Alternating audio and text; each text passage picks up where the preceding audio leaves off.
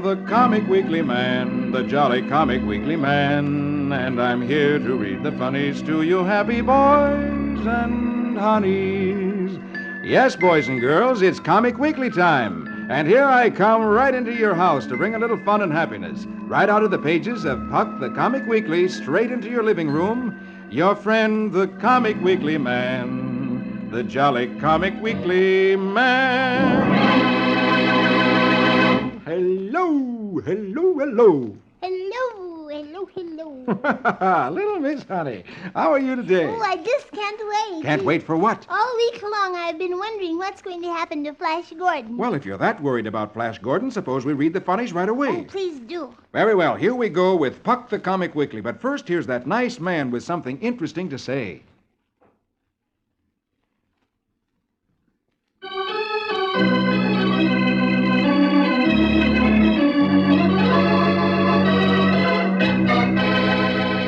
Well, have all you kids got Puck the Comic Weekly spread out in front of you? Oh, good. Here we go on the first page with little Snookums. His father, Archie, is showing him how to play baseball, and he breaks a neighbor's window, and the neighbor gets plenty mad. I guess Archie doesn't know how to play baseball. I should say not. And now will you please turn over to Flash Gordon? Because Flash has been captured again by that bad man, Zinn. And Zinn sent Flash into the liquid chamber to breathe the smoke that would make him lose his willpower and do anything that Zinn wanted him to do. But Rubia gave Flash something to put in his nose so that he wouldn't breathe that gas. But Flash pretends that he has breathed the gas, and Zinn believes that Flash is now in his power. So please, let's find out what Zinn's going to do with Flash. Very well, here we go with Flash Gordon. Magic words for the music, please. Very well, my lady. Rig-a-dig-a-doon-doon, Saskimatash. Let's have music for heroic Flash.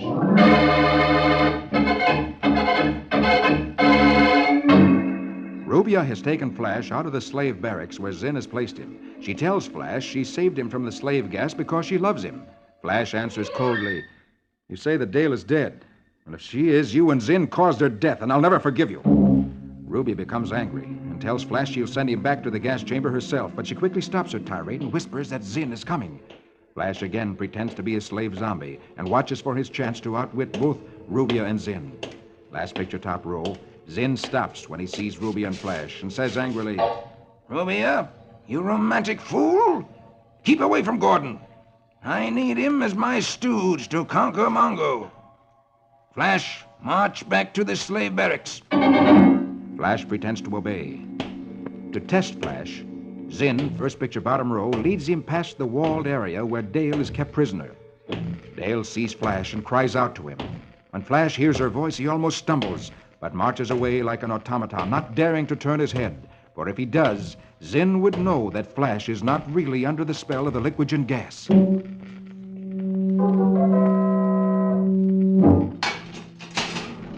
Zinn leads Flash to the slave barracks, saying, "You will obey me, not Rubia. Stay here till I send for you." Flash enters the slave barracks, and the door closes behind him.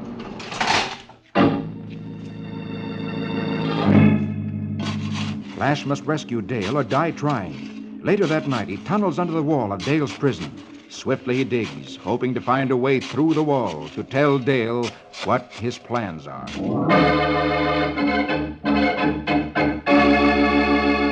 Oh, my, I'm so glad that Flash and Dale each know that the other one is still alive. So am I. Now maybe Flash can do something to help Dale, and then they can both escape. Well, let's hope so, because Flash is in a mighty tough spot. Yes, but, he is a hero, so maybe he'll find a way out. Yes, we hope. Now look across the page. Oh, Dick's Adventures in Dreamland.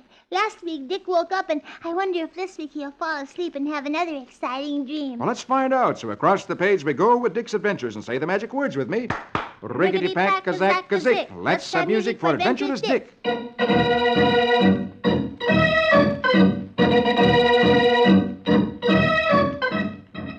Dick has been talking with his father, and he's becoming drowsy, and he yawns and says, "Oh, gosh, Dad. Suppose we turn the clock back 175 years. Back to the year when Paul Revere... Back to old Boston.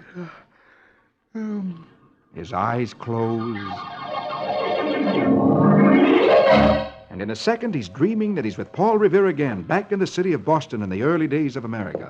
Revere, who was a silversmith, that's a man who makes wonderful things out of silver, is packing some candlesticks and teapots and other things in boxes of straw.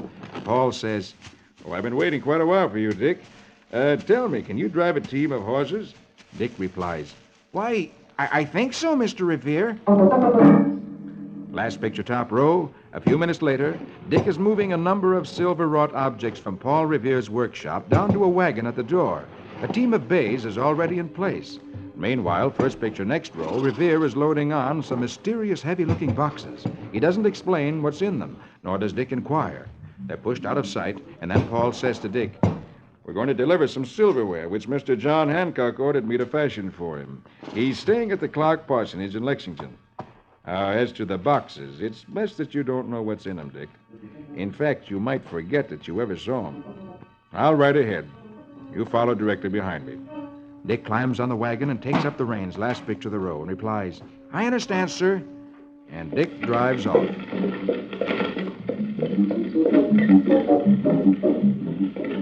Slowly, through the narrow, clogged streets of Boston, Dick drives the team.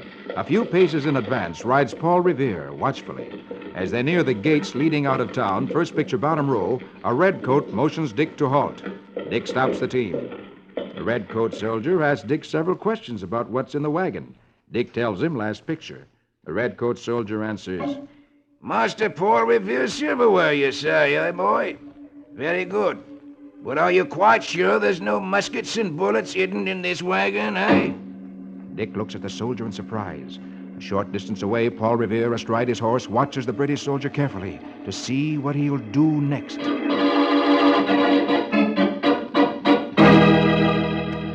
Well, I'll bet you that is what's in the boxes. Bullets and guns. Because maybe Paul is taking them to some Americans who need them. Say, you really have the mind of a detective. Well, I should have. I listen to my favorite detective, Nick Carter, all the time. And I hope you're right. Next week, we'll find out. Oh, this is exciting, and I can hardly wait until next week to find out if I'm right. Well, here's something else that's exciting, right under Dick's adventures. Oh, yes, Rusty Riley. You know, I'm really worried about that because that slinky Taffy Allardyce, who's Mr. Miles' nephew, is going to do something bad to Big Blaze, our wonderful horse. And when Rusty told Mr. Miles that he overheard Taffy scheming to fix Big Blaze so that he couldn't run in the race, Mr. Miles didn't want to believe him. And now Rusty's gone out of the house to try to protect Big Blaze all by himself, and he is just a little boy. Well, let's read and see whether Rusty saves Big Blaze. So here we go with Rusty Riley. Gallop and run till the road is dusty. Give us music for his horse and Rusty.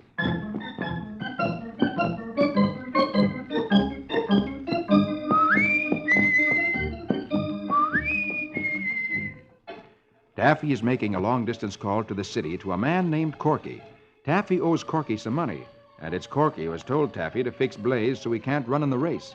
Taffy is saying, Well, hello, Corky. This is Taffy Allardyce. Now, listen carefully because I can't talk long, and I don't want to be overheard. Miles is going to ship Big Blaze to Cedar Point Track in the morning. Now, what do you want me to do? No, nobody's watching him right now. There's a hunt club party going on here, and Tex Purdy has the night off. Corky replies, I got you. We'll have to act quick.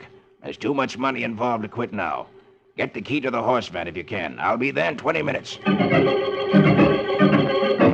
Meanwhile, Rusty slips out of the house where the party's going on. Says to himself, Golly, what am I going to do? Tex is away and Mr. Miles won't believe me. I gotta protect Blaze somehow. He runs toward the barn. Gee willikins, I just remembered that old cave that used to be a mushroom cellar. I'll put Blaze in there. Rusty goes in the barn quickly, unties Blaze, and leads him out of the stall. Last picture, top row. Come on, boy. I'm sorry to disturb you, big fella, but we gotta get you out of sight. First picture, bottom row. Rusty has led Big Blaze away from the farm out to the cave. And he says, This won't be quite as ritzy as your own stall, Blaze, but believe me, boy, right now it's a lot safer. And then when he has tied Big Blaze in the cave, Rusty suddenly thinks, Great guns, I just thought of something. Those men think Hillbilly's Big Blaze. He's in Blaze's stall. Oh, golly, maybe they'll do something to him thinking he's Blaze. Meanwhile, Corky's arrived from the city and is outside by the barn talking to Taffy. He has the van ready and is intending to steal Big Blaze. But what neither of the men know is that the horse in Big Blaze's stall is Rusty's horse, Hillbilly. Taffy says, I don't like this, Corky. Stealing Blaze is too risky. Hadn't we better call the whole thing off? Corky replies impatiently. Shut up and get busy. This is made to order. Bring that nag out and get him into the van. Taffy goes into the barn to get Hillbilly. Meanwhile, at the house, one of the guests who's leaving is talking to Mr. Miles. He's saying, I hate to trouble you with this, Quentin, but I wonder if anyone found a wallet. Mine must have dropped out of my top coat. It had my driver's license in it. Mr. Miles frowns and replies, Oh, good heavens, Judge Adams. Your wallet? No, it must be on the floor in the room where the coats were. Let's have a look.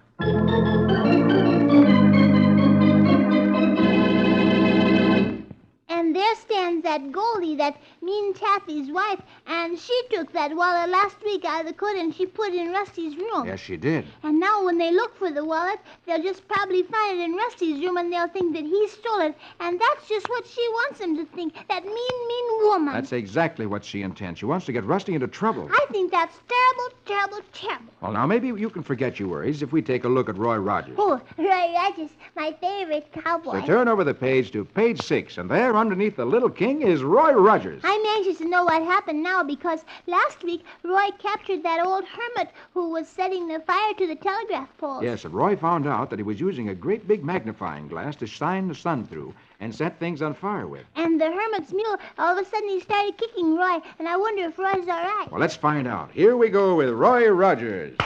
Yip-hi-yo. Now here we go with Roy and Trigger. Yip-hi-yo.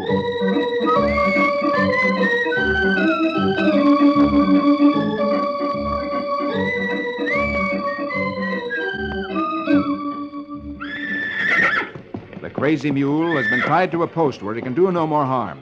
Brad, who's Roy's friend, looks at the old hermit and suddenly exclaims, Hey, is my eyes playing me false again? Why, it's old Quartz, the prospector. The old hermit replies, Nearly blinded you with my big glass, you telegraph varmint. Wish I had. If it weren't for your ornery telegraph line, my mare'd be the fastest message sender in these parts after it's silvered.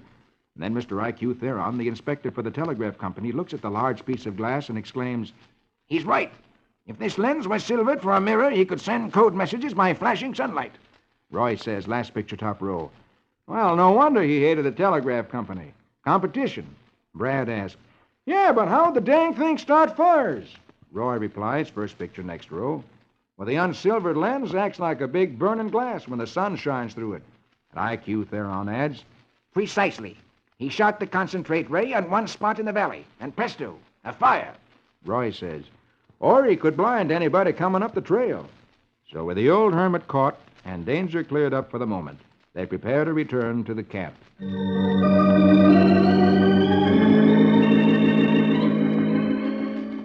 Later, at the telegraph camp, Brad asks, Hey, what are we going to do with old Quartz, Roy?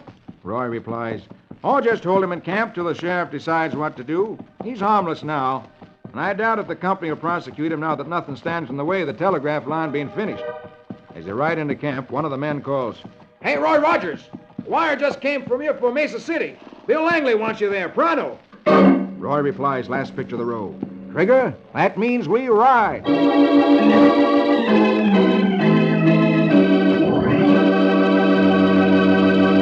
Oh, goody. I'm glad that they ended that adventure without anybody getting hurt. So am I. And now next week, Roy begins a new adventure. And I won't miss that. Neither will I. Oh, look, right here, underneath Roy Rogers, there's Donald Duckle. And I'll read that in just a moment. But first, here's that nice man with something interesting to say.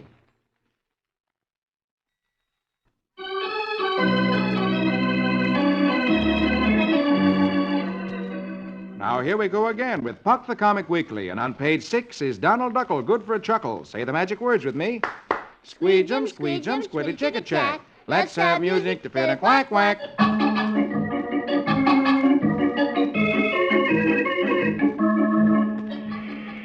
Today, Donald is at the beach with his 3 nephews. Donald is showing them what a great acrobat he is. He takes a run, leaps into the air, turns a somersault in the air, and exclaims, Look, boys, a double flip. and then lands and kicks sand all over a picnic lunch which has been spread out by a man and a lady nearby. The man leaps to his feet and shouts, Get sand on our lunch again and there'll be trouble, you beach acrobat. Donald replies, Go on. This is a public beach. and then runs off, saying to his nephew Dewey, Watch now, a full twist. He makes a leap in the air, comes down, and lands on a big balloon that his nephew was playing with. The first picture next row shoots straight up into the air and comes down on a cake in front of the angry man. And the man stares at him and frowns and says, Donald smiles sheepishly, which looks very funny on a duck, and points to a pie in front of him and says, My, wasn't that lucky? I didn't even touch the pie. and suddenly there is a... And last picture, Donald is walking off with the pie on top of his head, and his nephew Louis asks cheerfully, What flavor is it, Uncle Donald? and Donald is so mad that all he can think to say is, Oh,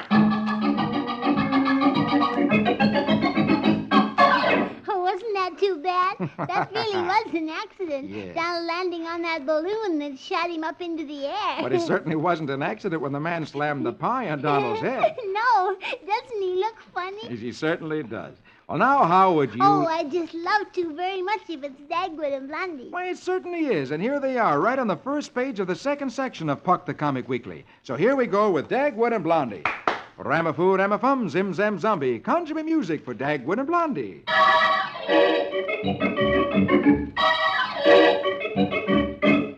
Blondie tells Dagwood. Dagwood, I want everything removed from our attic. It's a disgrace. Dagwood looks surprised and exclaims, Everything?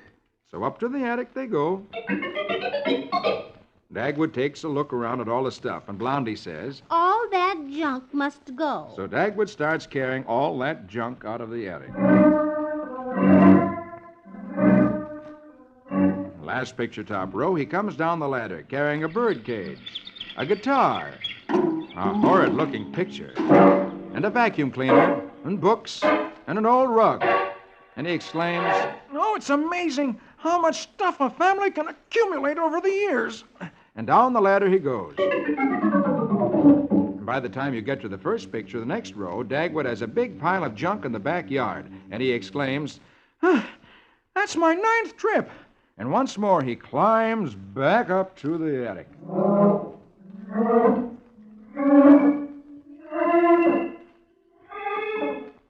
Blondie and he look around the empty attic, and she says cheerfully, Now this is more like it. This is the way an attic should look. and Dagwood replies, That was all stuff we'd never use again anyway. And then they go downstairs.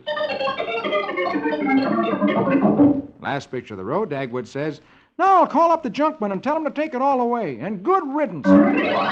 Meanwhile, Cookie and Alexander are out in the backyard, first picture next row, looking through all the stuff Dagwood carried out. Cookie picks up a doll, saying, Oh, look, my old Raggedy Ann doll. I can sew her arms back on. and Alexander picks out a baseball bat and a stuffed muskrat and says, Hey, they were going to throw my stuffed muskrat away. Blondie joins them and picks out a clothes dummy, which is what women use to hold their dresses when they're sewing them, and she exclaims, My goodness, was I this thin once? and they continue to rummage through the junk, taking out things that they decide to save.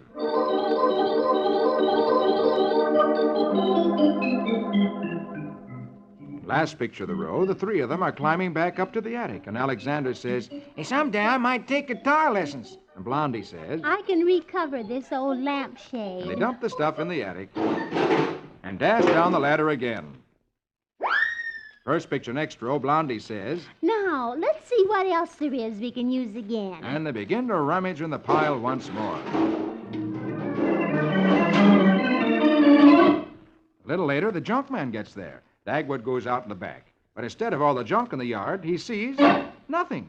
And Dagwood shouts, Blondie! Here's the junk man! Where's all the stuff he's to take away? And he dashes back up to the attic again and sees the attic looking just the way it was in the first place. And he stares at it and groans, Oh, there's no place like home. Absolutely no place.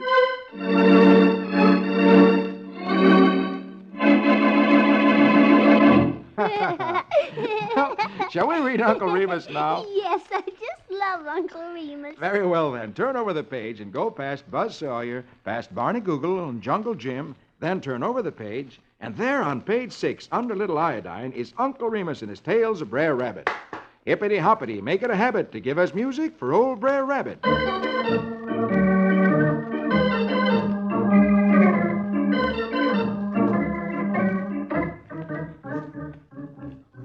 Uncle Remus says, One time, Brer Rabbit got a letter, and the creatures was mighty curious about what was in it.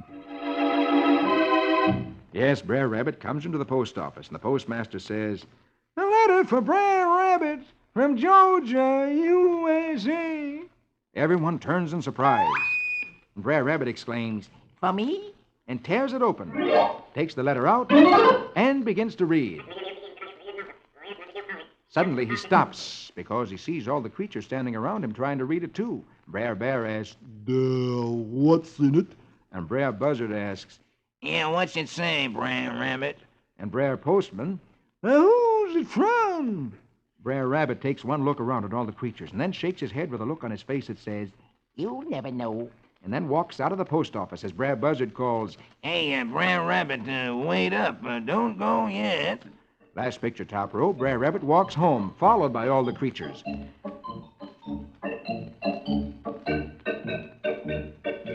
Brer Buzzard follows and hauls, Hey, what's the letter say, Brer Rabbit? Brer Bear, Does somebody get killed? and Brer Possum, Good news or bad news? but Brer Rabbit refuses to tell. First picture bottom row, all the creatures have a conference, and Brer Buzzard has a scheme, and he says, Now listen, we'll get the red flag, 1957, to get the president, and you're still being okay? Yeah.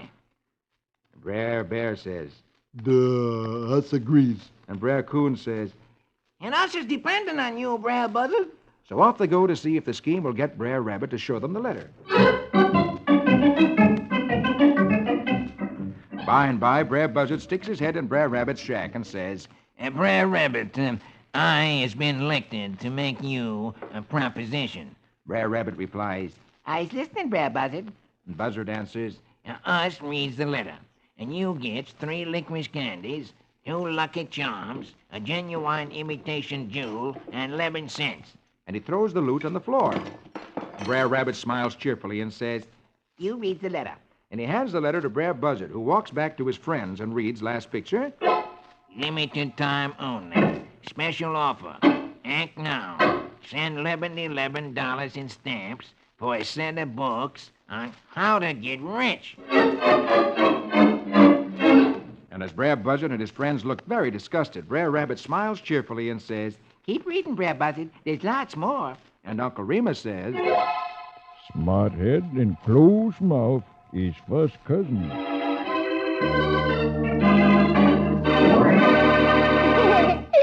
Brer Rabbit surely fooled them that time, didn't he? yes, I should say so. Well, now it's time for Prince Valiant. Oh, yes. And the leader has made those 2 kings that were having a war settle down and make peace. Yes, now let's see how everything ends. So here we go on the last page with Prince Valiant in the days of King Arthur.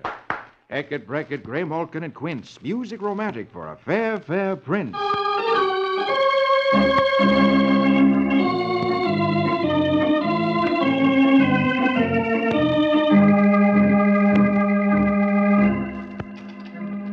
King Hap-Atla, who had attacked the castle of King Agwar, and who could not enter it by force, has now come into the castle as a dinner guest.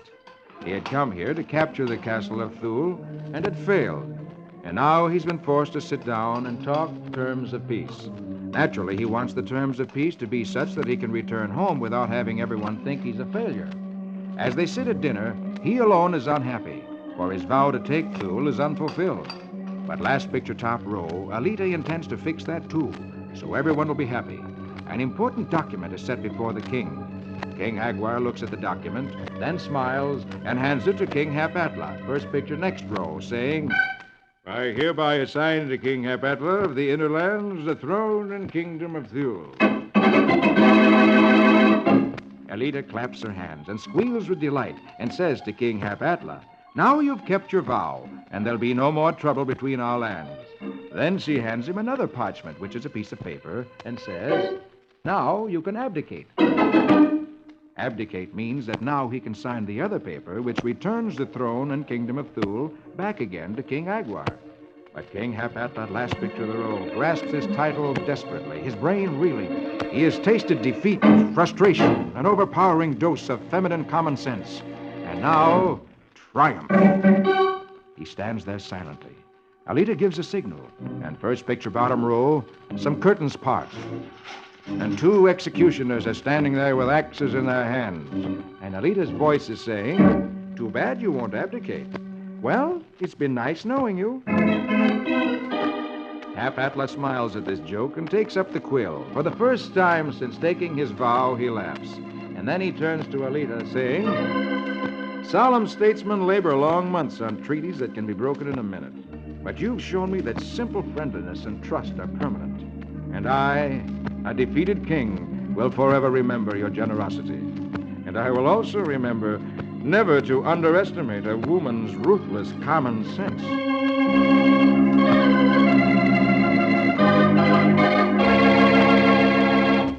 I didn't quite understand what Alita did.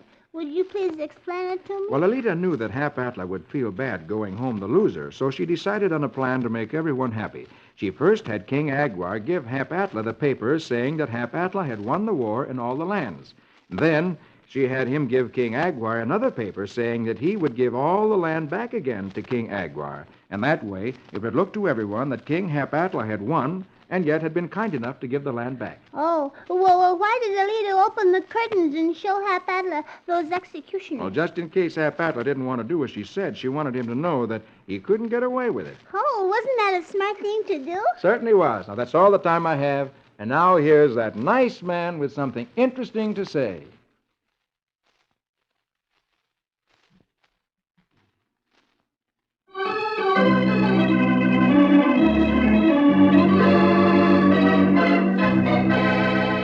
Well, honey, and all you boys and girls, I've got to go now. All right, Mr. Comic Weekly Man, but I'll be waiting for you next week. Okay, that's a date, and a date with all you boys and girls. Be sure to meet me with our little friend, Miss Honey, next week when I read Puck the Comic Weekly.